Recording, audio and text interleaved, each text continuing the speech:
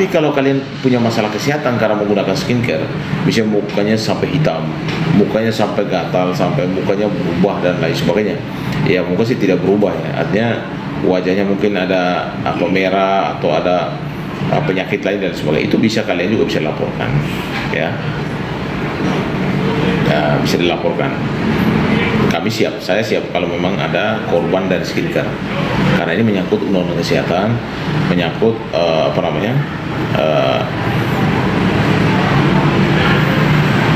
perlindungan konsumen, dan menyangkut tidak pidana juga gitu loh.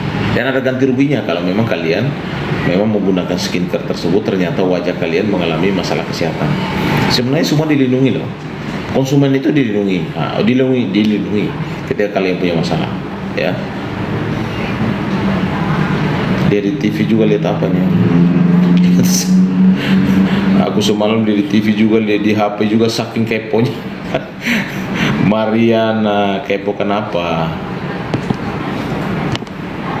Keponya kenapa? Mana ada kena tanya Pak, perlindungan konsumen sebenarnya belanja enggak sih Bang? Ya kan kalian harus belanja dulu. Kalau setelah belanja ternyata wajah kamu mengalami masalah kesehatan, yaitu undang-undang perlindungan konsumen pasti akan hadir, dan itu denda 2 miliar, penjara 5 tahun.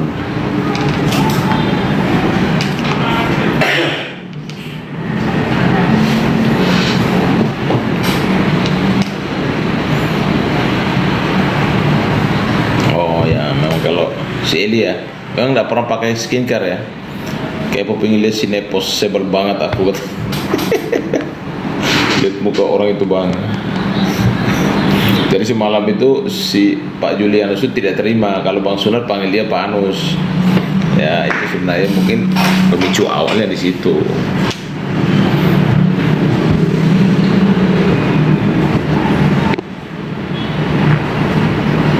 Aku lihat abang langsung semalam kalem aja bawahnya bang, di mana-mana. Ya begitulah, itulah Bang Nahar. Selalu kalem, selalu memanusiakan orang, selalu membantu orang. Ya, hidup itu kan harus ada manfaat bagi orang lain, kan gitu. Suni Resi, soalnya pernah lihat live TikTok di DPR, mereka bawa korban skincare tuh bang. Iya kan saya ada, gimana sih Suni?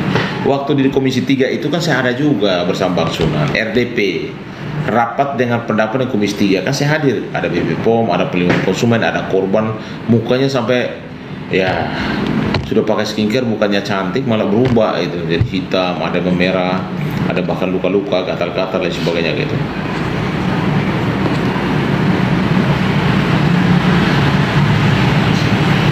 Nama Anus itu di kita sana banyak sekali, kenapa harus marah gitu.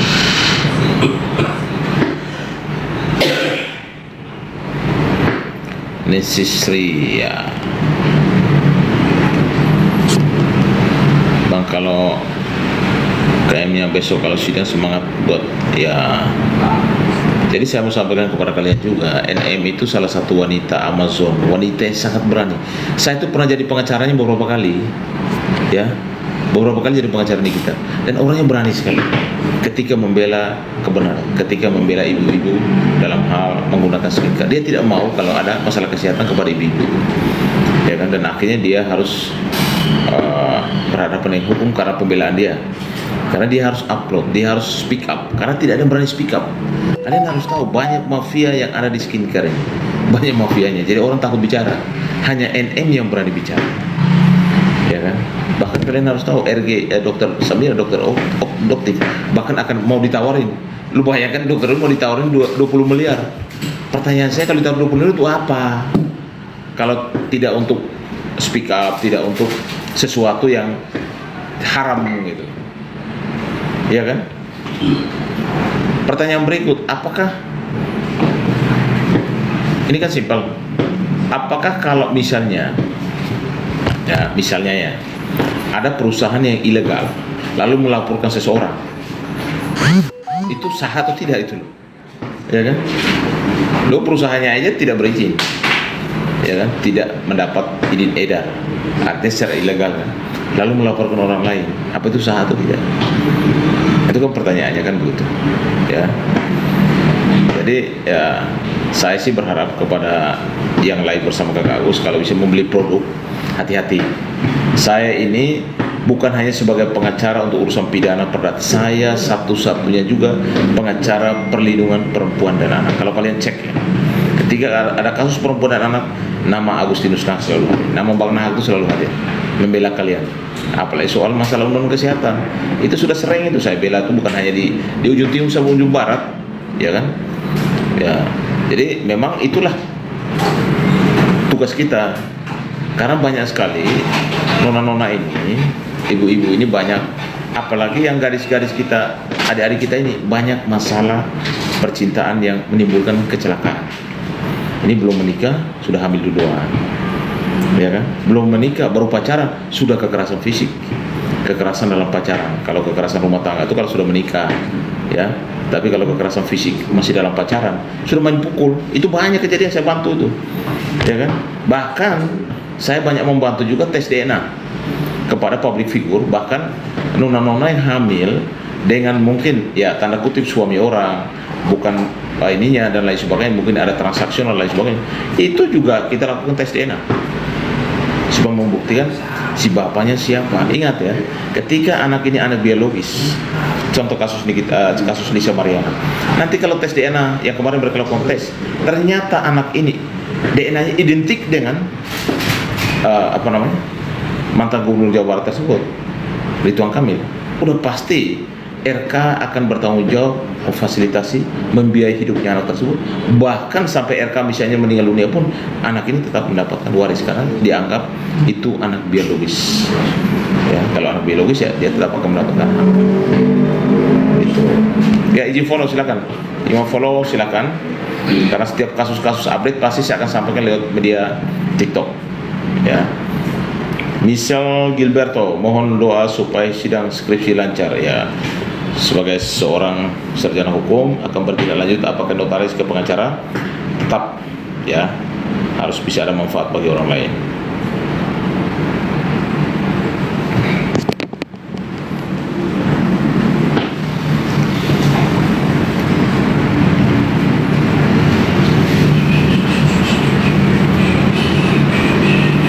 Jadi memang kalau kegaduhan semalam itu mungkin kalian lihat di TV ya, waktu TV One awal itu kalian mungkin belum tahu. Kalian belum tahu kalau si yang datang itu, ya kan? Si yang datang pertama awal sebelum mulai itu adalah memang si Pak Anus yang menghubungi Bang Sunar, yang langsung berjabat tangan duluan. Ya, pada saat selesai Bang Sunar yang mendatangi dia gitu. Jadi bukan drakor, bukan drama, karena kita sudah laporan resmi di Polres Jakarta Selatan.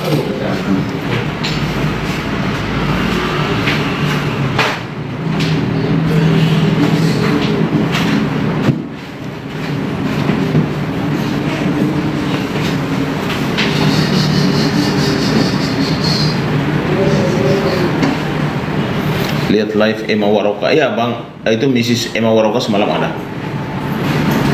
Mereka semua ada. Jadi semalam itu ada pendukungnya RG, ada pendukungnya NM, duduk bersebelahan tuh, kalau kalian lihat ya semalam.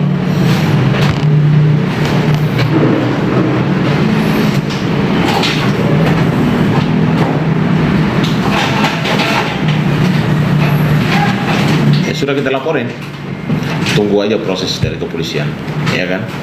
Kita tunggu aja. Yang penting kan kami tidak drama. Bang Sunan bukan asal-asal ngomong bahwa dia kena pukul, tapi memang sudah kita laporkan secara resmi di Polres Jakarta Selatan. Ya, itu penting dan sebagai seorang lawyer kita harus melihat itu.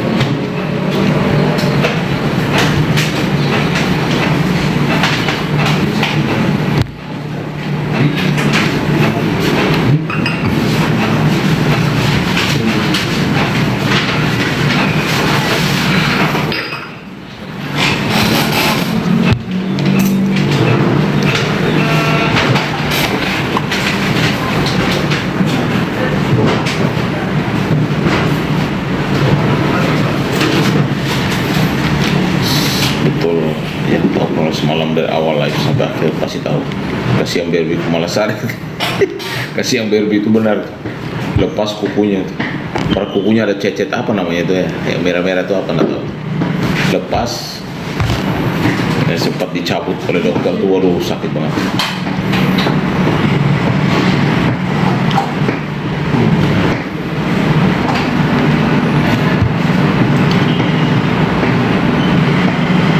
Oh nail up kukunya, oh, saya nggak tahu. Kan ada merah-merah tuh dicabut semalam kuku apa ibu jarinya tuh. Kan di itu loh, di ini kuku tuh kan ada apa tuh, sakit benar itu biar itu sakitnya semalam dipaksa ini lepas kukunya itu. Ibu-ibu yang tahu lah.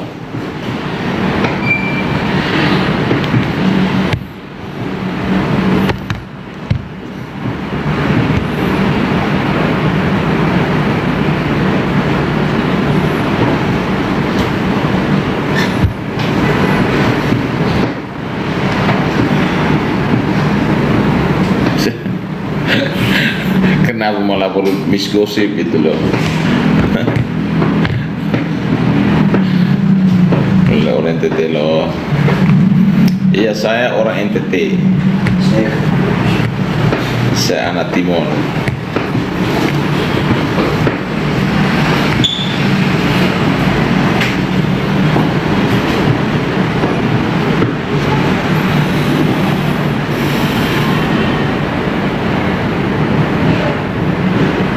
Gosip, oh nggak tahu juga yang mana ya. Miss Gosip sama Gosip itu yang mana, saya juga nggak tahu tuh. Dia orangnya kayak gimana tuh? Ya Miss, yang Bo itu yang mana ya? Kurang tahu ya.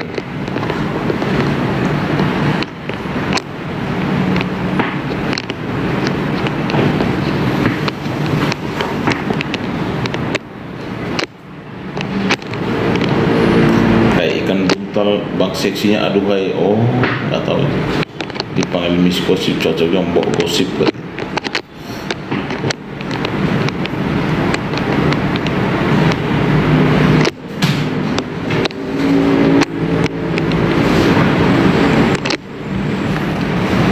Semalam di rumah sakit Pertamina, kita pulangnya malam loh. Ya sekitar jam, karena habis dari Polres sudah jam 1:30 kita menuju rumah sakit Pertamina itu visum, dan visumnya ya cukup lama sehingga jam 5 kita baru pulang. Ini baru on sebenarnya, baru on datang ke kantor dan saya live karena mau memberikan informasi yang benar di publik. Kita tidak mau ada kebohongan publik, apalagi memberikan keterangan palsu, apalagi menyampaikan hal-hal yang tidak ada di dalam kejadian tersebut. Kebohongan publik itu jangan, ya.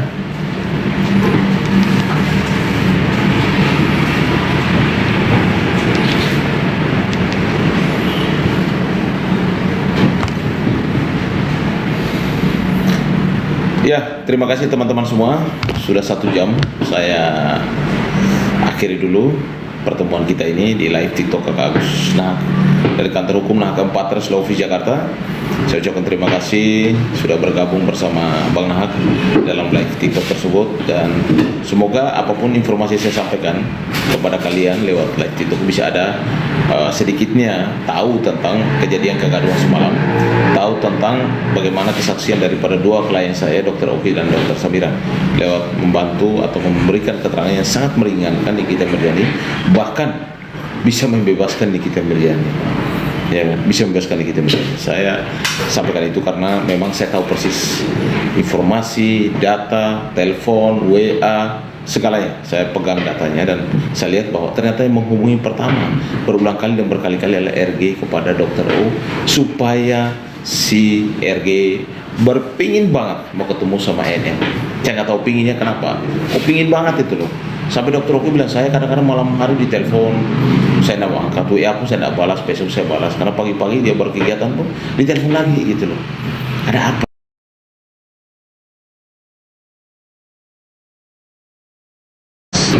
Ya kan, orang mengancam, korbannya berulang kali menghubungi si pelaku, ya kan? Akankah kayak gitu? Harusnya pelaku yang berulang kali menghubungi korban, ya kan? Dan tidak ada tawar menawar, lu bayar sekian ya, kalau enggak gua ini.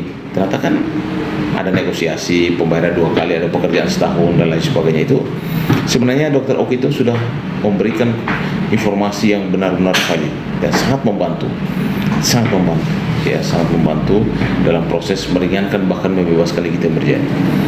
Saya dari awal saya sudah sampaikan bahwa pasal yang disangkakan kepada Nikita itu sangat lemah ketika nanti dalam pembuktian di pengadilan, karena di pengadilan rumah kalian mencari yang namanya pembuktian, mencari keadilan, itu rumahnya ya. Jadi itu saja yang perlu saya sampaikan kepada teman-teman semua. Aktivitas kita hari ini semoga berjalan baik dan lancar, dan ingat bahwa hidup harus ada manfaatnya. Baik itu lu pengacara kek, baik itu lu pedagang kek, baik itu lu artis, atau mungkin ya pekerjaan apapun profesinya, harus ada manfaat buat negara, bermanfaat buat keluarga, kepada masyarakat, teman, sahabat, harus ada manfaatnya. Ya kan? Jangan saling nyalip kalau sama teman. Ini banyak kejadian juga nih. Ada teman punya pacar, temannya dikenalin ke pacarnya, debat sama pacarnya, terjadi keributan, akhirnya muncul penganiayaan dan lain sebagainya. Itu banyak kejadian tuh. Saya nggak tahu ya kalau teman cewek dan cewek ada kenalan sama punya pacar, dikenalin, ternyata temannya mau diembat juga sama si cowok tuh, ya kan? Lalu terjadi keributan, terjadi kekerasan dan lain sebagainya, bahkan terjadi fitnah, pencemaran, dilaporkan dan lain sebagainya. Ini harus dihindari ya. Kalau bisa punya pacar, sembunyiin aja, sembunyiin dari teman-temannya, jadi temannya nggak tahu. Karena kejadian banyak yang saya tangani itu seperti itu. Saya bilang, kenapa kamu ribut? Ya bang, pacar saya direbut sama dia. Ada lagi janda direbut lagi, janda perebut janda itu. Jadi itu kejadian yang sering sekali yang memberikan informasi ke kita. Tapi hal-hal yang agak kocak gitu loh. Tapi mau bagaimanapun kalau sudah ada kriminal, mau sekocak apapun ya harus ditangani, kan begitu. Oke. Terima kasih untuk semuanya. Selamat siang, salam sehat selalu dan sukses buat kita semua. Semoga Tuhan selalu memberkati kita semua. Amin. Selamat siang dari Kantor Hukum Nah 4 Trust Office.